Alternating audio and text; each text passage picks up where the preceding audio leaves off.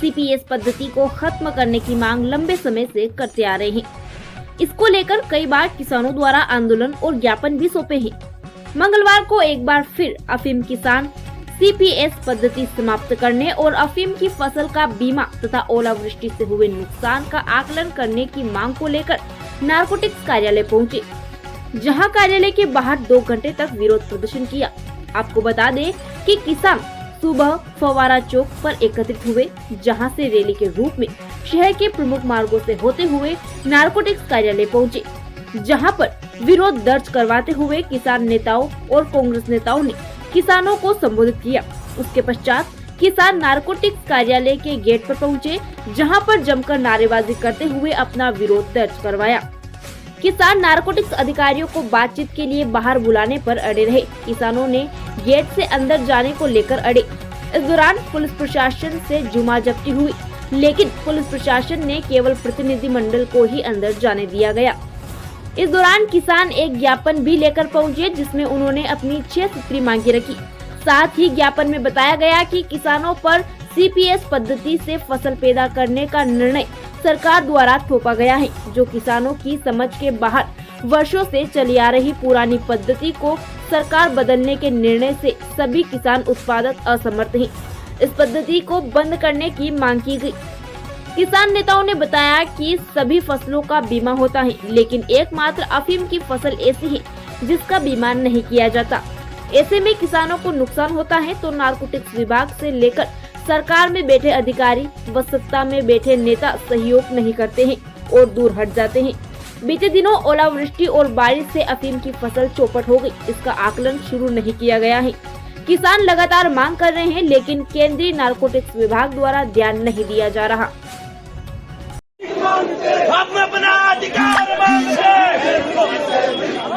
की जो मुख्य फसल है अफीम की, जैसा कि मैंने हर बार बताया कि अफीम की फसल एक गौरव का विषय होता था। शादी ब्याह जो है जिसके अफीम का पट्टा होता था, उसको शादी ब्याह में उनके जल्दी रिश्ता हो जाता था। ऐसी हमारे क्षेत्र की फसल थी। और रानी हमारी जो अहिल्या देवी थी, जो कि इंदौर की महारानी थी, उनके झंडे में अफीम का डोरा और गेहूं की बाली का निशान होता था।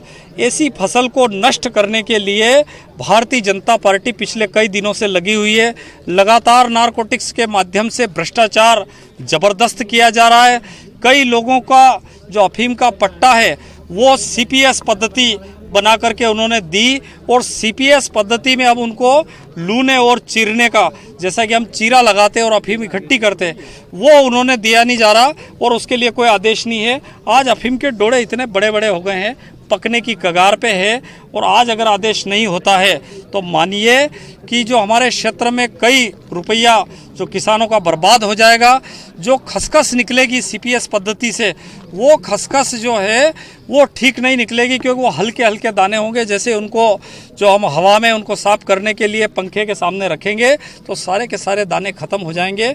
पता नहीं भाजपा की सरकार और नरेंद्र मोदी की सरकार इस तरीके की क्यों हरकत कर रही है, और उन हरकतों के कारण आज सारा किसान जो मालवा, मेवाड़, राजस्थान, मंदसौर, नीमच संसदीय क्षेत्र से सब जगह से आया। और एक और आश्चर्य की बात है कि यहाँ पर जो सांसद महोदय है, जब भी उनसे बात करो तो वो बड़ी बड़ी बातें करते, बड़ी बड़ी डींगे हाँकते हैं। कभी कहते हैं, यहाँ किसान कहता है कि सीपीएस पद्धति समाप्त करो, मार्फिन की मात्रा वाली ये जो है व्यवस्था ये समाप्त करो। तो सांसद महोदय क्या बोलते हैं मालूम आपको? वो कहते हैं अमेरिका गए थे, रूस गए थे, जापान गए थे, शिमला गए थे। इस तरीके से किसानों को बरगलाते हैं, गुमराह करते हैं और यहाँ किसानों की समस्याएं नहीं सुनते हैं। मुझे आज सुनने में आया है कि सीपी जोशी करके आज दिल्ली रवाना हुए, पर पता नहीं दिल्ली जाने के बाद ये क्या करते हैं। और नरेंद्र मोदी की सरकार में तो दिल्ली पूरी तरह से गूंगी और बहरी हो गई है, वो कोई सुनने को तैयार नहीं है। ऐसे में हम सारे किसान अन्नदाता यहाँ पर एकत्रित हुए हैं, 2 घंटे से यहाँ धरने पर बैठे हुए हैं, और जो रास्ते में रैली के रूप में यहाँ पर आए, चिलचिलाती जो धूप है उसमें किसान बैठे हुए हैं। लेकिन आप देखेंगे कि यहाँ के अपर आयुक्त वो अंदर बैठे बैठे आराम फरमा रहे हैं। उनके जो कर्मचारी, अधीनस्थ कर्मचारी है, वो आ कर के हमको कह रहे हैं कि आप आइए। ऐसा लगता है कि जैसे यहाँ अपर आयुक्त कमिश्नर के हाथों में और पैरों में मेहंदी लगी हुई है, इस वजह से वो ऊपर से उतर नहीं पा रहे हैं। अरे भैया, इस देश का अन्नदाता किसान, जिसने इस देश को आज़ाद करवाया, इस देश का पेट भरता है, 135 करोड़ लोगों का पेट भरता है, वो चिलचिलाती धूप में बैठा हुआ है। और जो नारकोटिक्स कमिश्नर है, वो लोग हमारे जो किसानों की जो मेहनत है, किसानों का जो टैक्स है, जो मंडी से जो पैसा जाता है, उससे उन लोगों की तनख्वाह मिलती है।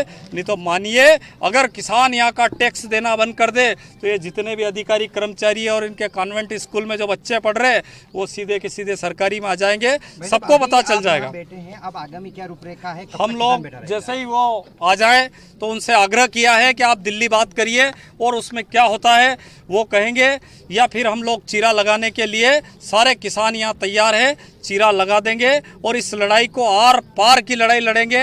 अभी हम 10-15 मिनट का आपके सामने टाइम दे रहे हैं। 15 मिनट बाद ये गेट जो है, इसको हम खोल के अंदर जाएंगे और वहाँ जाकर के उनसे बात करेंगे। क्या मांग क्या है आपकी? CPS पद्धति तत्काल खत्म की जाए और चीरा लगाने का आदेश दिया जाए।